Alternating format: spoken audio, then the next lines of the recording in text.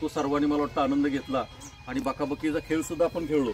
अनेकांनी आपल्या मित्रावर कुरबुरी सुद्धा केली. म्हणजे आपल्याला दिवसा करता येत नाही, म्हणजे सकाळच्या सत्रामध्ये आपण तो कार्यक्रम केलेला आहे. दिवसा करता येत नाही म्हणजे केलेला आहे चिडाचिडी. तर मित्रांनो कसं आहे की आपण ज्यावेळेला वर्किंग डेला ज्यावेळेला खुर्चीवर बसतो त्यावेळेला चेहऱ्यावरचे भाव बदलल्यानंतर सुद्धा काही अडचणी निर्माण होतात. त्यामुळं ज्यावेळेला आपण सर्वच विविध क्षेत्रातली माणसं ज्यावेळेला एकत्र येतो त्यावेळेला बालपणात जायला काहीच हरकत नाही.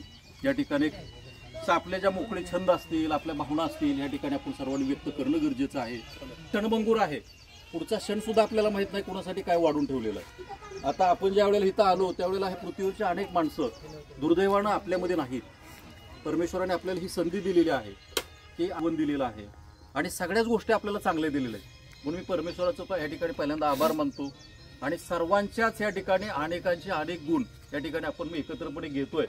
याचा अर्थ असा आहे की प्रत्येकाने आपल्या आयुष्यामध्ये आपलं आयुष्य जगत असताना प्रत्येकाच्या आयुष्यामध्ये आलेल्या अडचणी कशा कमी होतील हे आपण शिकलं पाहिजे.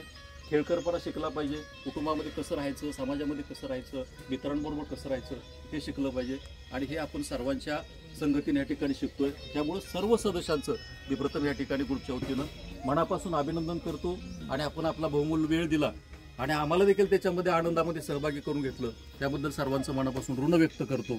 आणि आज खरोखर की काल शॉर्ट नोटीसवर मला वाटतं फक्त डॉक्टर संतोष जोशी म्हणाले की आपण जातोय की साळवी सरांच्या मळ्यात जातोय तर असं करूया. साळवी सरांना फक्त सिंगल फोन केला. मित्रांनो हे नियोजन करणं एवढं सोपं नाही. 2 जरी पाहुणे घरामध्ये यायचं म्हणलं तर 8 दिवस आपल्याला त्याचं नियोजन करावं लागतं आणि त्याच्यामध्ये अनेक अडथळे निर्माण होतात. तसा साळवी परिवार हा एक सामाजिक परिवार आहे. त्यांच्या कुटुंबाचा फार मोठा वारसा, चांगला वारसा त्यांना लाभलेला आहे की आदर्श शिक्षक दोन्हीही त्यांचे दाम्पत्य होतं. त्यांच्याबरोबर राहण्याचा, त्यांच्याबरोबर काम करण्याचा योग मला म्हणजे 10-11 वर्ष आला आणि त्यामुळं त्या कुटुंबाने जो वारसा दिलेला आहे साळवी सरांपर्यंत तो त्यांच्याही पेक्षा प्रभावीपणे ते राबवत आहेत. की सकाळपासून नव्हे रात्रीपासून ते रात्री पहाटे 5 वाजता फोन केल्यानंतर सर इथं होते आणि कुठल्याही प्रकारची कुणकुण नाही, काय नाही. किती आनंदाने बघा की जणू काय आपलेच कुणीतरी कुटुंबातली माणसं आहेत. अशा प्रकारचं त्यांनी सर्वांचं स्वागत केलेलं आहे. निश्चितपणे परमेश्वर त्यांच्या पाठीशी आयुष्यभर उभा राहील.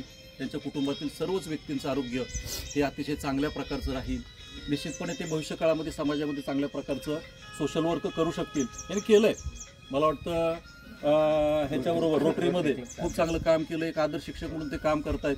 मी त्यांचं परत एकदा मनापासून ऋण व्यक्त करतो आणि मी पहिल्यांदा सांगतो की आपले जे ज्येष्ठ सदस्य आहेत प्रकाश शेठ यांच्या हस्ते साळवी सरांचा सत्कार करावा अशी मी त्यांना विनंती करतो. सगळेजण त्यांना बोलावं ते महत्त्वाचे.